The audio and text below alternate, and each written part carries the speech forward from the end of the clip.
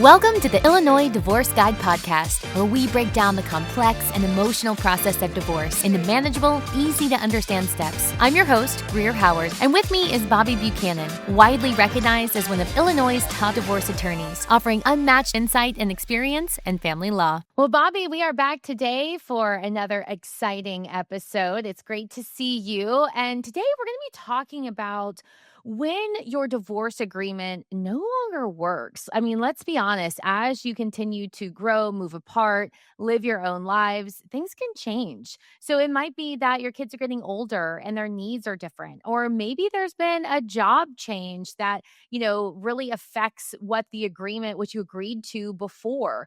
And, a lot of this can be so overwhelming. And, to think about going back to court once you've already settled. So, Bobby, why don't we just kind of set the stage today and talk a little bit about, what it looks like to maybe potentially change an agreement and how you go about it. Hey, Greer, great to be here and talk about this one because not only is this important to people that have finished the divorce process, but I think this is actually a really good one for people to listen to before they go through it and while they're going through the divorce process. So you understand what is and what isn't modifiable down the road. I mean, in an ideal world, we're doing this divorce process the right way, meaning we're doing it collaboratively, maybe through mediation or collaborative divorce process, or we're just able to sit down with our spouse and put aside the bad feelings and the resentment and whatever it is that is causing the divorce and shift the tone to say, let's work together and be partners in raising the child, even though we're not the best romantic partners. And if we do all that and we're able to put those feelings aside and really start to work with each other, then most likely we won't have to go back to court ever in order to resolve some differences or things that come up. But we're not living in a perfect world here, and things do happen. Job offers happen, job recessions happen, people get laid off, new relationships happen, which changes dynamics between families.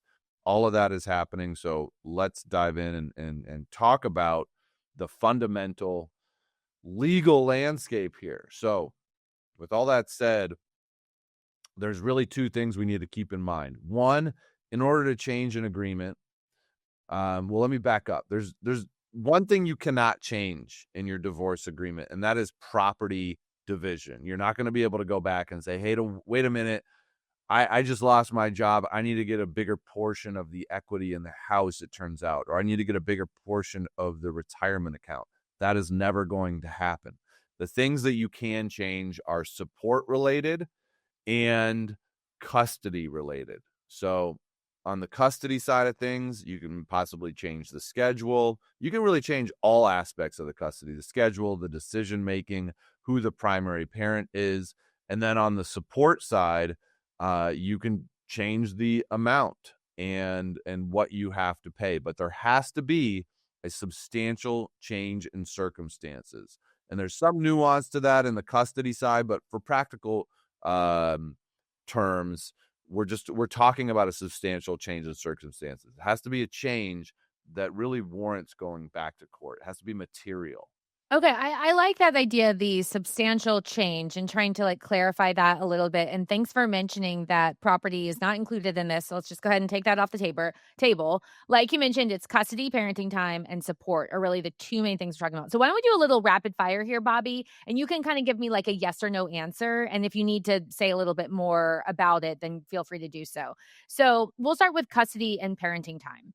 So a parent is relocating over 25 miles and it impacts their parenting time logistics. Is this an example of a substantial change? Yes, absolutely. And depending on where you live, you can't, let's say that I'm the primary parent. I can't just accept a job in another state or even a city that's far away and just move the child and expect that the other parent's still going to be able to get 50-50 or every other weekend. Now, you can move shorter than the distance, and it depends. The actual distance where we're talking about, it's either 25 or 50 miles, depending on the county that you live in.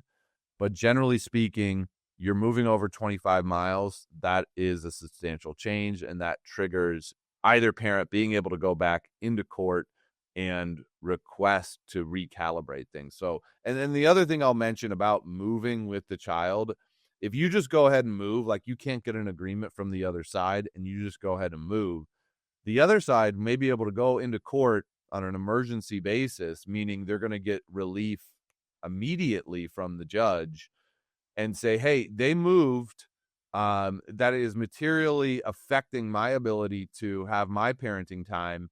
I want you to order them back. And that does happen. So people get ordered back. The judge says, no, you can't just do this. There's another parent involved here.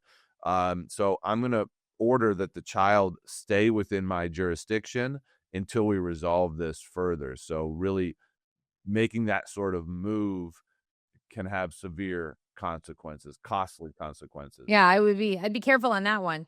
Okay, so what about if a child has a new medical or educational need?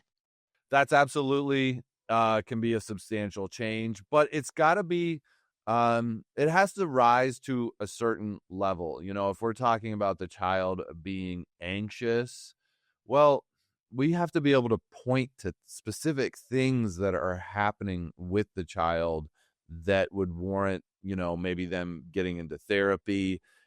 We have to be able to point to it really affecting them educationally. Maybe they're not able to perform in school, or socially they're becoming more isolated, or, you know, God forbid, there's something like self-harm going on. Like, we have to really be able to point to it. We can't just come into court and say there's kind of this vague anxiety thing going on. So the child has to get into therapy or something like that. Right. And when you say point, you mean facts. Like you've got to point to some actual evidence, not just like a feeling. Exactly. And that's what people tend to do when they're in court or they're talking about problems with the other side, is they do this, they state the conclusion first. They say, oh, well, therefore they just say they're obviously anxious. So it's like, well, nothing's obvious to the court. You have to have specific facts that you can point to. When I say point, I mean, on this date, this time, this thing happened, and you need a list of those. And that's really what evidence is all about in the court process. Okay. All right. So what about the parents' work schedule? Let's say that changed. All of a sudden they have night shifts, or they're not available like they used to be. How is that? Is that considered a substantial change? Yeah. I mean, if I have the child, let's say I am the every other weekend parent, and then I get an opportunity in my job to maybe make more money by working weekends. And so I decide to do that, or that I'm going to do that. And so I can't exercise my time anymore. Of course, I'm going to have to go back into court, and the court will entertain that. Now, one thing I think it's important to bring up right now is that as far as custody situation goes, in every single divorce decree, there's going to be a paragraph, or at least a sentence, that says, before you come back to court to modify this custody agreement, you have to go to mediation. So the courts build into the agreements this provision where both parties have to try to work it out. They don't want people just coming back and using the court system to work out their problems. They want parents to see if they can work it out on their own, because an agreement that is modified or created by the two parents without the judge having to insert themselves is much healthier for the child and for the parenting dynamic. Yeah. Yeah. I mean, I love that because, ideally we love being able to take care of things before you get to court. So I think that's great that it's actually in the paperwork that you've got to, try mediation first. But Greer, let's not have our rose-colored glasses on. So, okay. We all know that these things are really emotional. And, people that are listening to this, I'd bet a fair amount, they're just not able to talk to their spouse at all right now. And the good news is, if you're listening to this, that can change. I know that we have been part of dozens, if not hundreds of cases where during the divorce process, it felt like the two parties could not get along at all. But once we got everything done, everyone had some distance, some time to breathe. They were able to get along again, at least enough to co-parent, and things got better. But a lot of times getting it done outside of court is incredibly difficult, and we need to be more strategic about how we can do that. Yeah. Okay. All right. Well, what about if there are any minor schedule tweaks, like maybe wanting the weekends instead of weekdays? Is that considered a substantial change or just kind of a want? Yeah, so if it's just like it becomes an inconvenience for you, maybe your gym schedule changed and the teacher you like is only on Tuesday nights, or you start dating someone else and like your dating life is your kids are getting in the way of your dating life, so you want to change things. Like, no, that's not the kind of change that we're talking about. And if you go into court on something like that, your case could get dismissed, you could get sanctioned for it. But if we've done things right, or if we've put in the work to build rapport with our co-parent, to really, maybe build some goodwill, there's a lot better chance that they might be able to work with you on something like this. Like, we all have lives that are changing, that are dynamic, and so it's a little bit of, if I scratch your back, will you scratch mine? So make sure that you're being the accommodating and flexible one. Now, again, I know people are going to listen to this and go, I have been bending over backwards for her for years and she doesn't give me an inch. There's no perfect solution to that. I mean, again, my MO is to continue to be the flexible one, to continue to be the one who takes the high road, and eventually karma will pay you back for that. But don't get me wrong, I don't think that this is some just easy peasy thing that we're going through. It's stressful, it's overwhelming. Absolutely.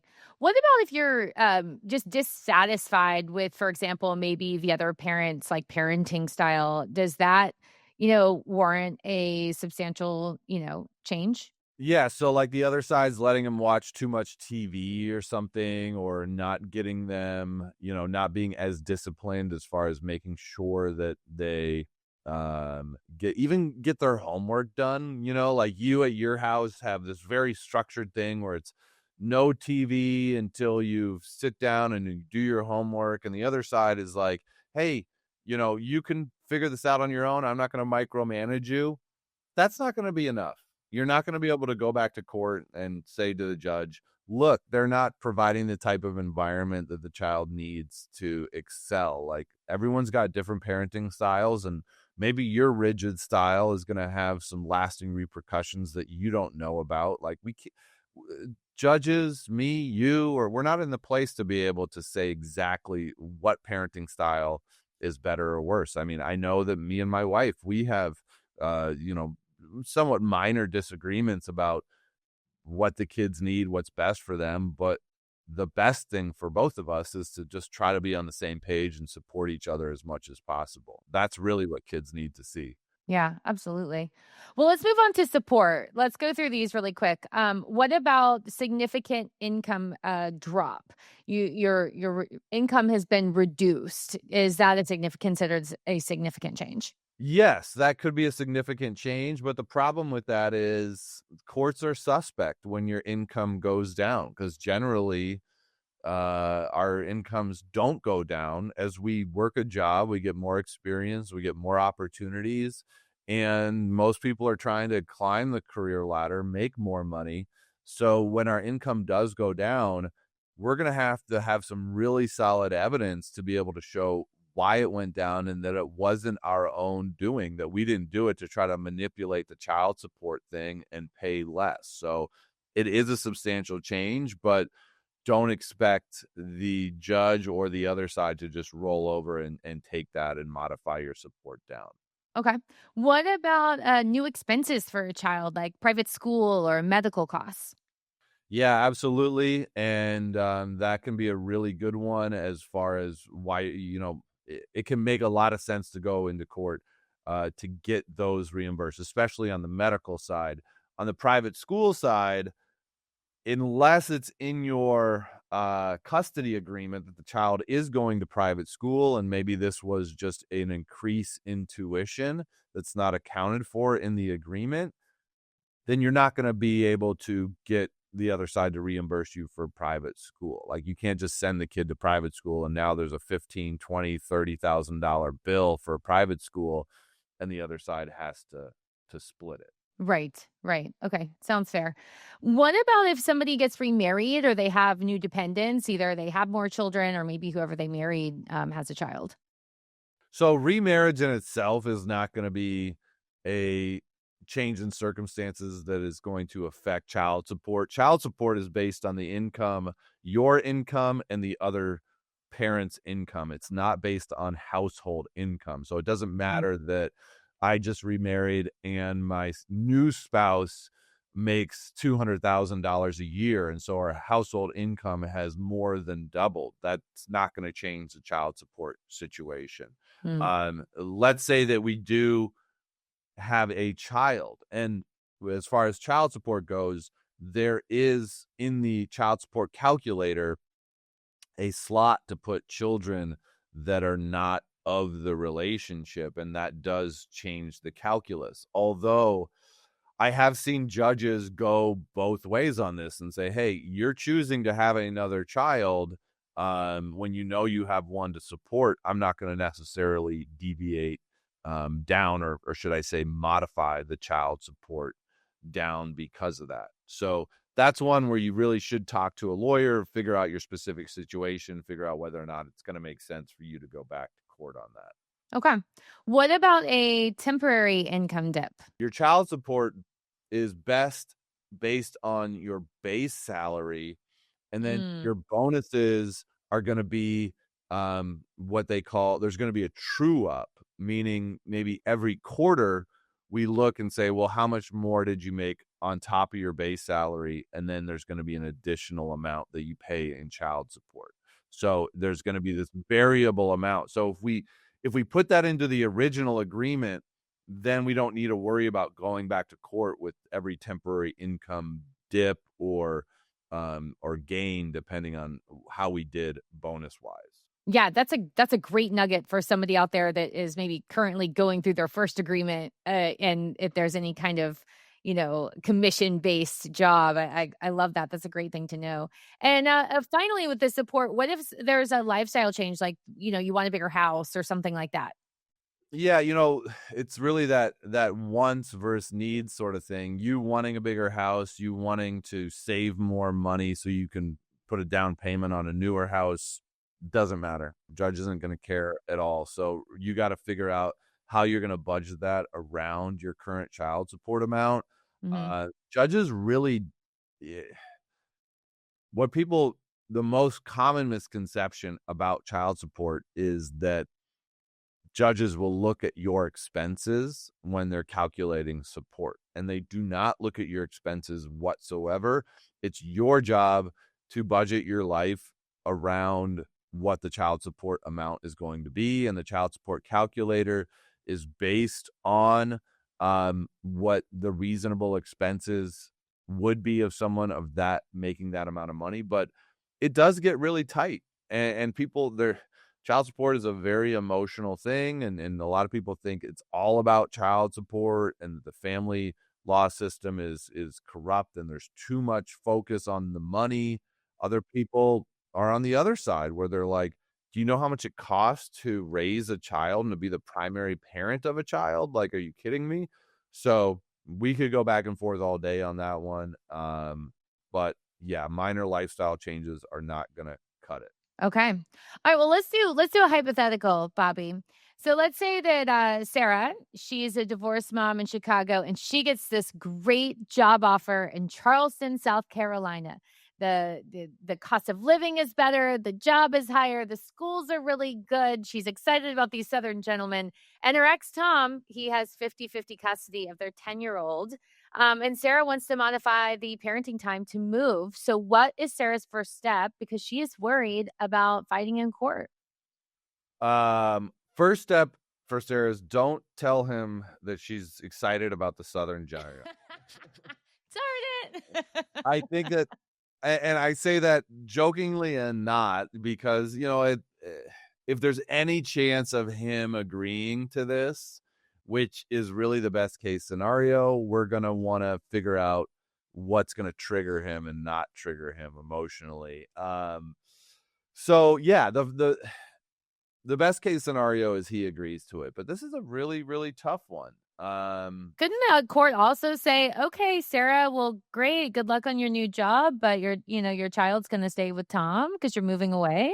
Yeah, absolutely. And it's not a sure thing that it's not even close to a sure thing that she gets to move there. Like, yes, maybe there is a better school, and a better cost of living, but we also have to look at, like, how bad is it here? Because if it's not that bad in Chicago, let's not, like, discount the biggest negative that's going to come from moving to Charleston, and that's that this child's not going to have one of its parents in his life, in his regular daily life. And that's the big thing that Sarah's going to have to overcome, is to convince the court that it's in the best interest of the child to have a long distance relationship with the other parent, because of how much better opportunity there is in Charleston. So it's definitely a tough one. The first thing that she's got to do is reach out to the other side and say, hey, I have this great opportunity.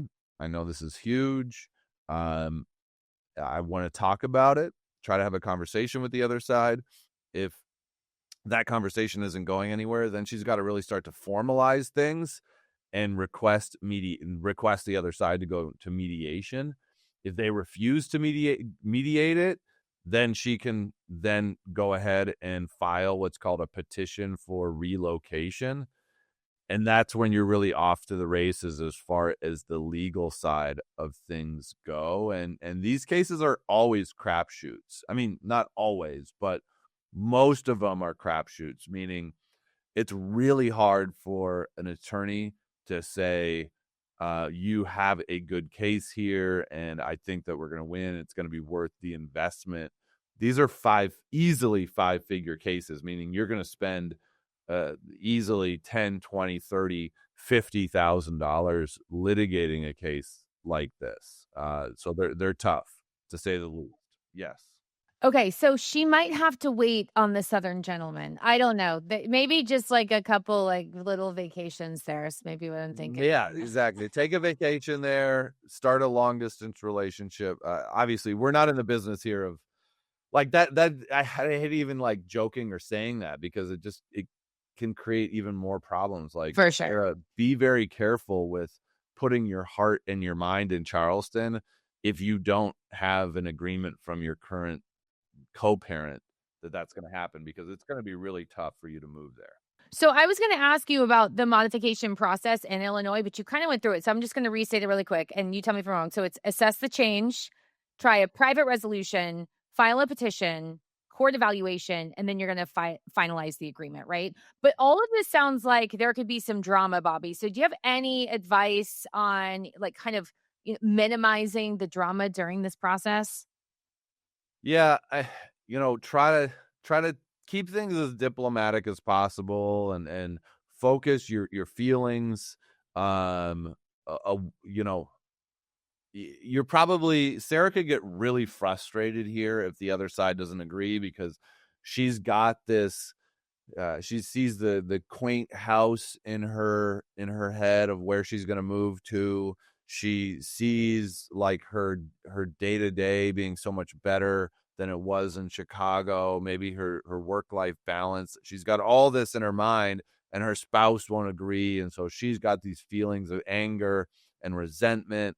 And so she starts maybe getting a little short with her spouse, or not being as accommodating in the parenting. Well, that's not going to do any good as far as facilitating an agreement or facilitating co-parenting. So you have to be really careful with how emotional these things can get, and try to control your emotions as much as possible. For sure.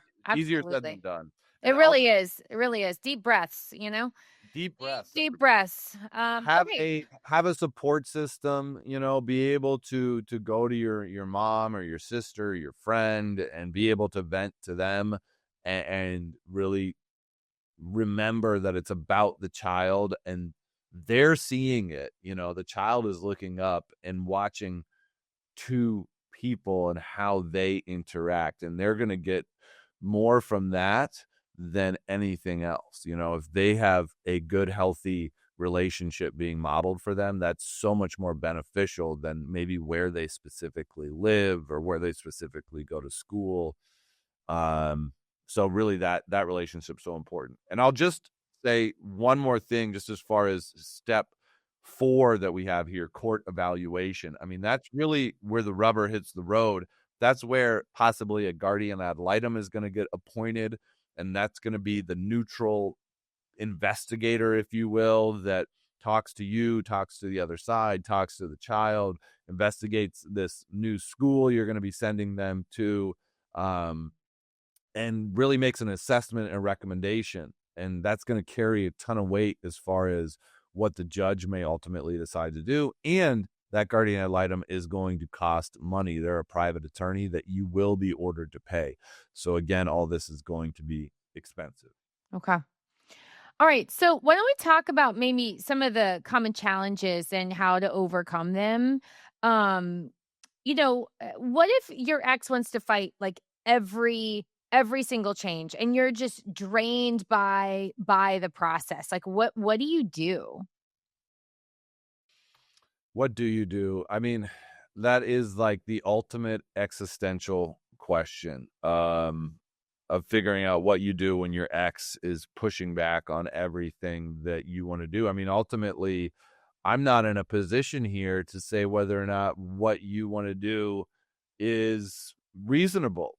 And I would ask that, if you're listening to this and you're feeling like your ex always does that, do you have an objective support system of someone who can really be honest with you? And maybe all your requests are reasonable and your spouse is unreasonable.